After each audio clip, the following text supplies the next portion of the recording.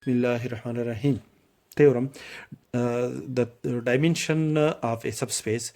The statement of this theorem is if a vector space V over the field F is a finite dimensional vector space of dimension n, that is the dimension of the vector space V over the field F is equal to n according to the hypothesis, and W is a subspace of the vector space V over the field F is a finite dimension, then dimension of the subspace W is less than or equal to the dimension of the vector space V over the field F. Proof. Since dimension of the vector space V over the field F is n, then that is the dimension of the vector space V is finite dimension and the dimension of the vector space V is n. Then by a preceding theorem we state that if the dimension of the vector space V is n, then any n plus 1 or more vectors of the finite dimensional vector space V over the field F are linearly dependent vectors. Also, W is a subspace of the vector space V over the field F according to this condition. Therefore, the set W is a subset of the vector space V over the field F. That is, every element of the vector space W is also an element of the vector space V. So any n plus 1 or more vectors in W, according to this theorem, any n plus 1 or more vectors in W are linearly dependent. Thus, any basis of the subspace W consists of linearly independent vectors of W. It cannot contain more than n vector. That is, if we select the basis of W, then the basis of W, which is a subspace of the finite dimension vector space V over the field F having dimension n, consists of linearly independent vector, then that basis cannot more than n vectors. That is the dimension of the subspace W are less than n or equal to n. Now, but it cannot exceed the basis of the subspace W cannot exceed the cannot exceed n vector or more than n vector. Now we can find a largest linearly independent set S contain the elements v1, v2 up to vm in the subspace W. Then we can show that the numbers of these vector m is less than or equal to the numbers of vector in the basis of the vector space V over the field F. That is, the dimension of the vector space V is equal to n. That is, in the basis of the vector space V contain n vectors. To prove that the set S is a basis of W, to check that this set S is linearly independent set in W, and if we add any vector V and W to the set S, which is the superset S1, which is a set S1 containing the element V1, V2 up to Vm. All the elements of the set S contain another vector V of the subspace W. Then this set S1, which is the superset of the set S, is linearly dependent set in the subspace W.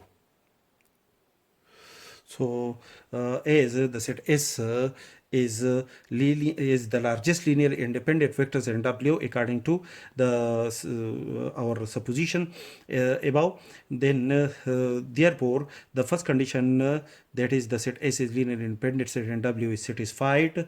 That is, the set S is linearly independent set in the set in the subspace W of the vector space V over the field F.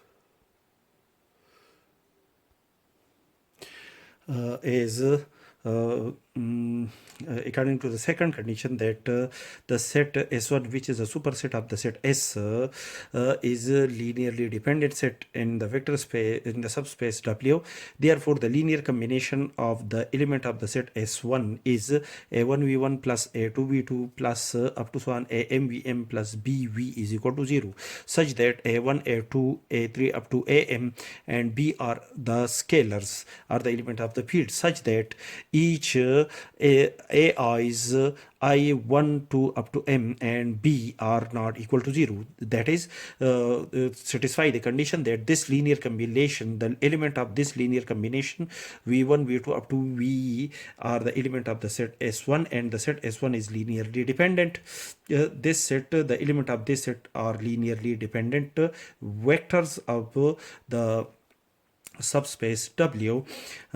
If the scalar b is equal to 0, then this equation A, this is label this by in equation A. Then equation A implies that A1 V1 plus A2 V2 plus up to so on AM VM plus 0 multiplied by V is equal to 0, and A is by condition first that the set S contains the element V1 up to VM.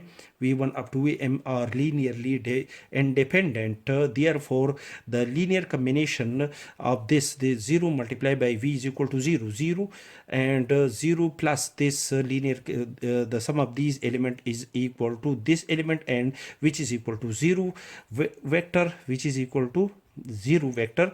And according to the condition first, the element v1 up to vm are linearly independent vectors in the subspace W. Therefore, this linear combination, this condition, the condition of this linear combination is equal to 0 is satisfied only when we multiply only a 0 scalar to every vector v1 v2 up to vm of the field in the field F. That is F which is a contradiction to our assumption that the set S is a large linear independent set in the vector space in the subspace W. That is, the set S1 consists the element V1, V2 up to VMV. These elements are according to the condition when B is equal to 0.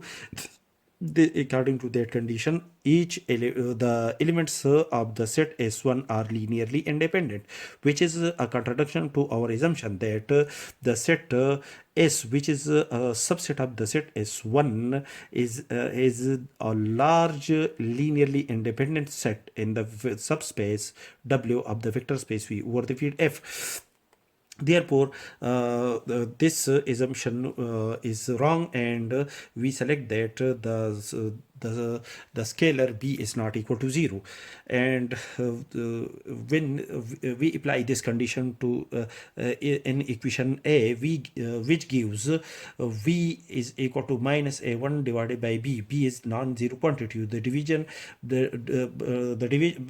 an element when we cannot divide anything by a 0 element, so b is not equal to 0. That is, we can divide a1 minus a1 by b, v1 plus minus a2 divided by b, v2 up to so on minus am divided by b, vm. That is, the element v, which is an element of the subspace W, can be written as a linear combination of the element of the set S. The set S consists the element v1, v2 up to vm. That is dimension of the that is W is spanned by the set S, and that is S is the basis of the subspace W of the vector space V over the field F. Then from equation first and second, the dimension of W is equal to M, where M is less than or equal to N, so that dimension of W is less than or equal to dimension of V of the vector space V over the field F, which is our required target.